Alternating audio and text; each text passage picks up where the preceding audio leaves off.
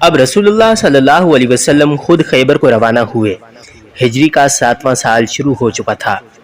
میں ان 1400 پیادوں کے ساتھ تھا جو خیبر پر حملہ کرنے کے لیے گئے تھے۔ ہمارے ساتھ صرف 200 گھوڑ سوار تھے۔ یہودیوں نے تھوڑے سے عرصے میں قلعے بنا لیے تھے۔ مجھے ان کے نام یاد ہیں: نعم، قموس، صعب، وطی، سلالم۔ ان میں وطی اور سلالم بہت ہی مضبوط قلعے تھے۔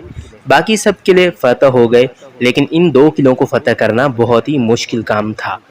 تم نے شاید ایک آدمی کا نام نہیں سنا ہوگا۔ یہ عمرو بن عبد ود جیسا بہادر آدمی تھا۔ اس کا نام مرحب تھا اور یہ دونوں قلعے اسی کے تھے۔ نہیں، ابن داؤد نے جواب دیا، میں نے اس کا نام کبھی نہیں سنا۔ تم اس کی بہادری کی باتیں سناؤ، مجھے تمہاری باتیں اچھی لگ رہی ہیں۔ میں تو کہتا ہوں، حبیب ابن کعب نے کہا، دن ہو یا رات یہی باتیں سناتا رہوں۔ ہوا یوں کہ رسول اللہ صلی اللہ علیہ وسلم نے ابو بکر صدیق رضی اللہ عنہ کو سپہ سالار مقرر کر کے ان 2 قلعوں کو فتح کرنے کے لیے بھیجا۔ میں بھی اس لشکر کے ساتھ تھا۔ لشکر کیا تھا؟ 1400 پیادے اور 200 گھوڑ سوار۔ ان میں کچھ زخمی ہو کر بیکار ہو چکے تھے اور چند ایک شہید بھی ہو گئے تھے۔ غطفان کے آدمیوں نے باہر آ کر اتنا سخت مقابلہ کیا کہ ہم ہار گئے۔ ہمارے سالار ابو بکر رضی اللہ عنہ لشکر کو پیچھے لے آئے۔ رسول اللہ صلی اللہ علیہ وسلم نے عمر رضی اللہ عنہ کو سالار مقرر کر کے علم ان کے سپرد کیا۔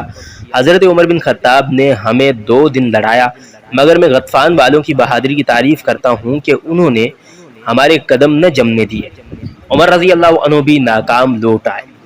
وہ تو بہت ہی بہادر تھے، ابن داؤد نے کہا۔ جنہوں نے مسلمانوں کو پسپائی پر مجبور کر دیا، وہ یقیناً دلیر اور نڈر تھے۔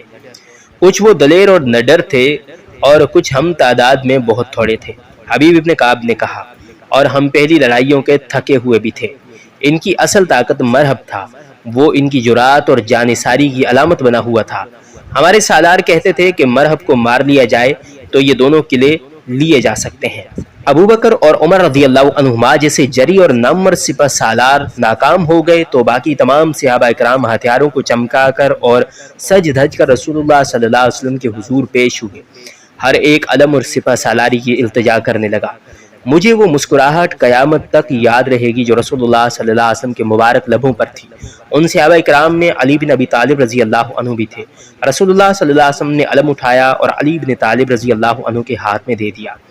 عمر نے اس موقع پر کہا تھا کہ میں نے علم اور سالاری کی کبھی خواہش نہیں کی تھی، اللہ نے یہ فخر علی کی قسمت میں لکھ رکھا تھا۔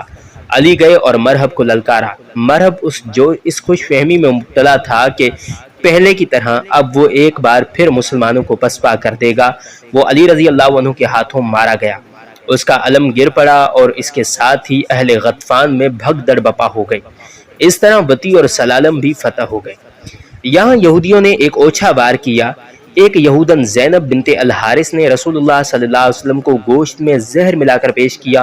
حضور صلی اللہ علیہ وسلم نے پہلی بوٹی منہ میں ڈالتے ہی اگل دی، مگر آپ صلی اللہ علیہ وسلم کے ساتھ ایک صحابی بشر بن البارہ رضی اللہ عنہ تھے، انہوں نے ایک بوٹی کھا لی اور وہیں وفات پا گئے۔ باتیں بہت ہیں ابن داؤد، مگر ہیں بہت لمبی، کب تک سنو گے؟ میں تمہیں اور بنت یامین کو یہودیوں سے خبردار کرنا ضروری سمجھتا ہوں۔ یہودی جب تمہیں دھوکہ دینے آئے گا تو وہ تم پر ظاہر نہیں ہونے دے گا کہ وہ یہودی ہے۔ وہ زاہد اور پاک پارسا مسلمان کے روپ میں مظلوم بن کر یہ تمہارا موسن و غمخوار بن کر آئے گا اور تم اس کے جال میں آ جاؤ گے۔ کیا اب تمہیں سو نہیں جانا چاہیے؟ صبح سویرے حبیب ابن کعب اپنے روزمرہ کے معمولات کے مطابق نکل گیا۔ وہ کئی دنوں کی غیر حاضری کے بعد مدینہ واپس آیا تھا، اس لیے ابن داؤد اور بنت یامین سے کہہ گیا تھا کہ وہ شام تک ہی واپس آ سکے۔ ابن داؤد حبیب ابن کعب کے جانے کے بعد بنت یامین نے کہا، کیسا پتھر میرے حوالے کر دیا ہے، کیا میں اس پتھر کو موم کر سکوں گی؟